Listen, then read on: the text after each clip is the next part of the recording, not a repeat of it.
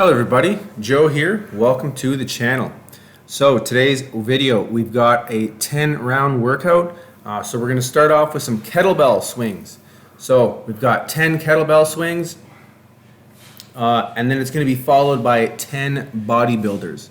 The kettlebell I'm using is a 50-pound kettlebell.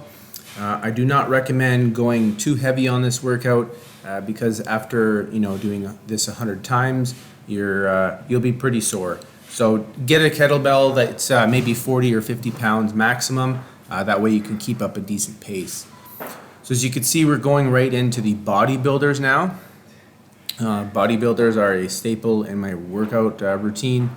I do them sometimes every day, sometimes every other day. But they're an exercise that I have always done for a few years now, going on 3 years actually. It's a fantastic exercise. I've done hundreds of these things, and you will find with bodybuilders doing the jump jack at the bottom, that right there, is exceptional for your lower abs. If you do enough of these, you'll actually get a really good ab workout itself. Yeah, one of the best exercises, one of the best styles of burpees you can probably do, aside from maybe a Navy SEAL, but great for the low body, the core, and all that. So we got one round done. We got just 9 more to go. So again, when you're doing this, make sure you hinge from the hips. Keep your back straight, your low back straight. Don't be rounding your low back. And again, no need to do an excessively heavy weight. Don't try to be a hero. I see people doing these sometimes. They do 5 or 6 of them. How they do it is just, it's terrible. And I'm like, oh my God, if only I could just tell them, like, you're gonna have so many pains in the future. You're gonna mess up your back doing these things. So always make sure you got proper form. Here with the bodybuilders, make sure your elbows, your hands basically are below your shoulders or a little bit wider than your shoulders if you want a bit more stability. I was always doing them right below my shoulders. I found that started to kind of wear out my shoulders a little bit. I was having some pain with my with my elbows coming in directly towards my sides as well. So I stopped doing that. I got a little bit wider. I went a little bit wider when I go down. So again, a little bit wider than shoulders. And my elbows come out at a 45-degree angle instead of sucking right along my sides. So I do recommend doing this. It's just a little bit easier on your shoulder joint itself. So 2 rounds done. 8 more to go. So workout routine like this. I'm going to do, let's say this takes me 15-20 minutes. I'm going to do probably 3 or 4 of them. I like to get in around 45 to 60 minutes each workout. And that does not include stretching. That does not include, time between workouts. If I'm doing 3 20-minute workouts, maybe I'm going to take 5 minutes in between each workout. I do not include that as the 60 minutes of exercise. So when I say like my workouts are 45 minutes to 60 minutes, I mean that I am doing, I'm putting in the reps during that 45 minutes or during that 60 minutes. There's no breaks, there's none of that stuff. It's just 60 minutes of solid work. So again, sometimes I'll do, 4 15-minute workouts. Sometimes I'll do 3 20-minute workouts. Sometimes I'll do a few 10-minute workouts and then maybe a 30 or 40-minute workout. So it all kind of depends on the day. I'm always changing it up. Always got to confuse your muscle confusion, and that's what's going to get you better results.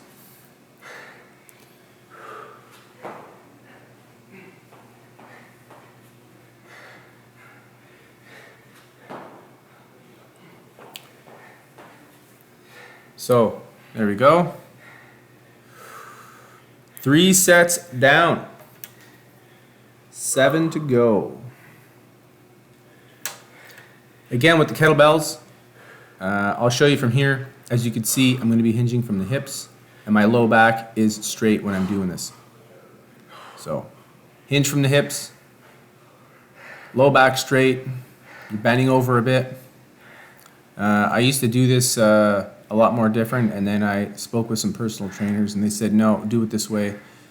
When I first started, it was a little bit sore in my back always afterwards. However, that's just because my lower back was weak. It wasn't because I was doing it wrong. So I do these now, and my low back's usually a little sore the next day, but it's a good sore. It's not a, I slipped a disc kind of sore. So always make sure that obviously you're stretching afterwards as well. A lot of spinal twists. If you do twists, just lay on your back and have your right leg come over to the left side. Do all these twists at the end of it, and you'll find even plow pose. I do plow pose. It's a yoga pose, and they really do help me to improve my feeling better afterwards. I'm not as sore. My recovery time is just a lot more. It's a lot quicker. Feel more mobile the next day.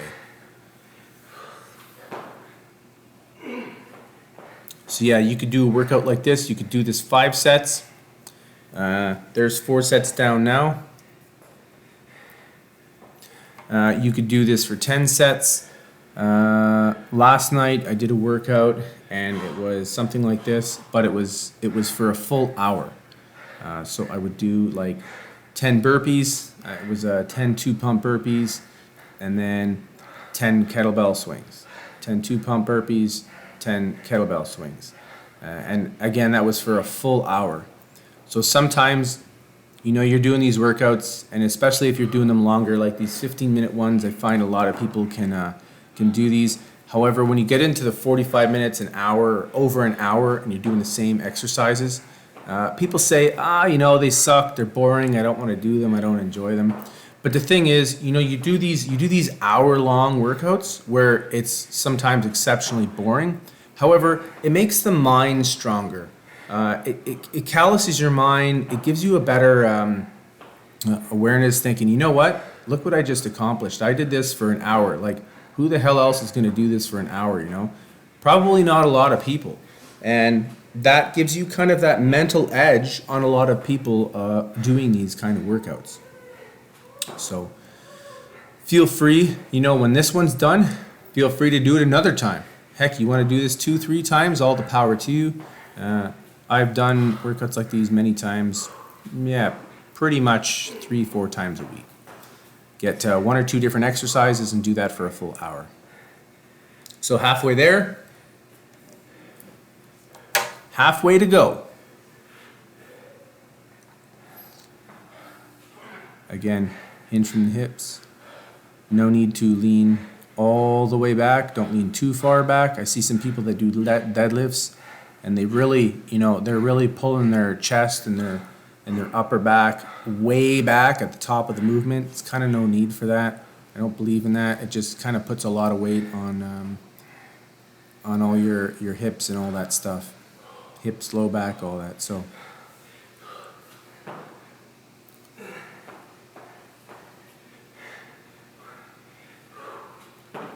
again, try to pace yourself with these as well. I found when I first started these kind of workouts years ago, I was doing the first 2, 3, 4 sets, no problem. I was keeping up a really good pace. I was like, man, I'm doing this. I'm crushing this pretty good. And then later on in the workout, I'm like, oh my God, I can barely do this now. And my pace would just take a nosedive. So when you're doing these, consistency is king. You always want to finish strong. You want to start strong. And your middle shouldn't be, a big dip. It should be consistency right across. So, but definitely put in the reps. No weekdays. Always pushing it, especially when we're getting older. The older we get, the harder this stuff is to become, but that's all right. Push through the pain, you'll be a better person. 6 sets. Take a little breather here.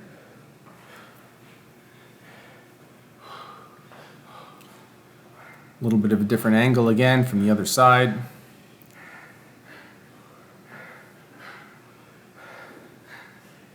Yeah, when I used to do these, I used to go way down low with the kettlebell. I do kind of an entire squat while I was doing it, and that's not a good thing. So keep your form. Maybe film yourself. Maybe take a little video of yourself in the gym doing the actual workout, and then go back and look at it and see what kind of mistakes you're doing. Or if there's any personal trainers around, maybe you're at a Good Life or a Gold's Gym or whatnot. Maybe ask one of the personal trainers there. Say, hey, can you just make sure I'm doing this right type thing, and hopefully they don't charge you.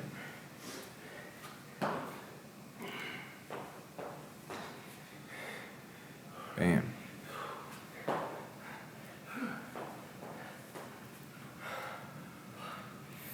As you can see, the pain is getting real in my face, the agony, but that's all right. It's just making you a better person, stronger person, fitter person. And again, that stronger mental edge. I did a fitness competition last summer, and I came in third place. The second and first place people were both under 30 years old. I think they were like 28, 27 or something like that. And the fact that I'm keeping up with these young spring chickens, and I'm 42, is pretty solid. So I was pretty proud of myself in that. 7 completed, 3 to go. We are getting there, slowly but surely.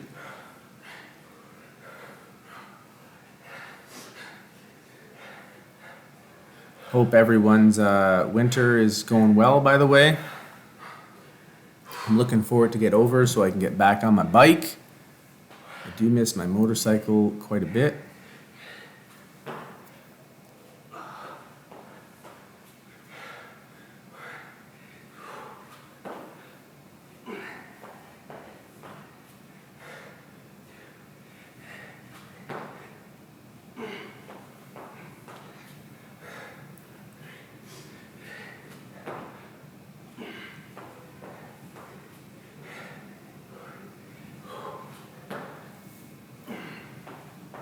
Keep up the work, maintain that pace.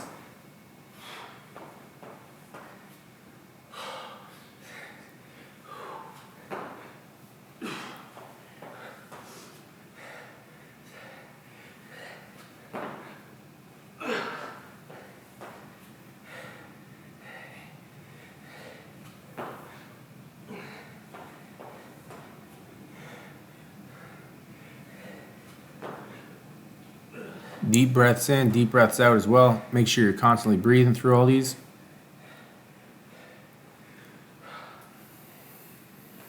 We are getting there.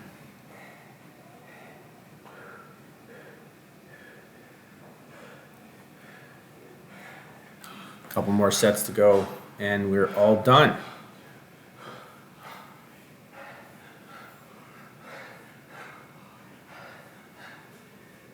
Also, when you're doing these, make sure you're really putting that weight when you come up into the heels, midfoot. Don't be balancing on your tiptoes.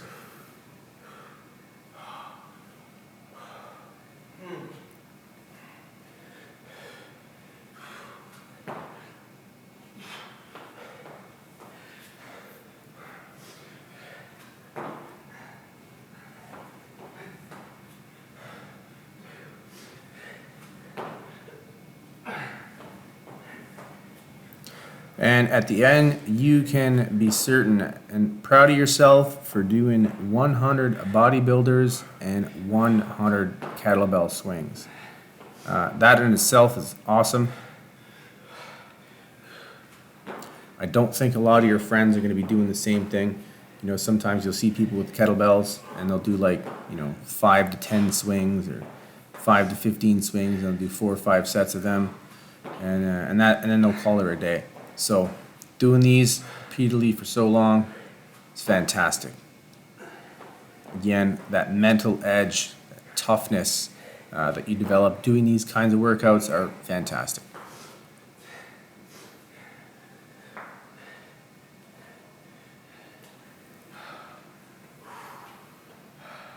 So, last set, final set.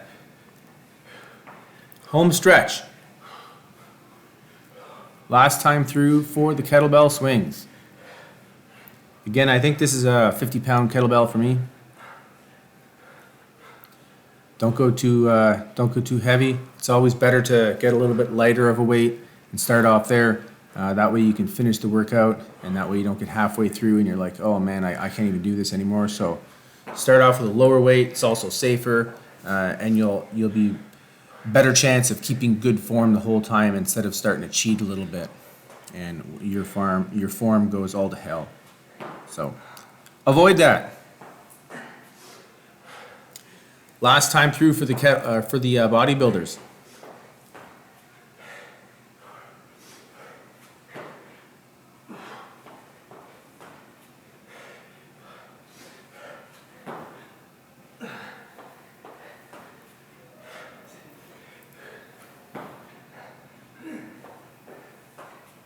Don't forget, when you're done all these, make sure you stretch. I always tell all my friends, make sure they stretch, and they're like, yeah, okay, cool. And they never do. And then they're always sore. And they've got all kinds of, joint injuries, back injuries. So especially stretch out the back a lot. There you go, bam! 10 sets, all done. Some downward dog, some upward dog. Some shoulder mobility. I have a broomstick that I do some shoulder mobility with. It is fantastic. So, forward fold, there you go, stretching out the low back, the hamstrings, all that good stuff. So if you enjoy these workouts, feel free to leave a comment below if you want to see me do some workout of your style in the future. Otherwise, subscribe, hit the notification button, and it will allow you it will notify you when I post new content. So, until the next time, have yourself a great day, and bye for now.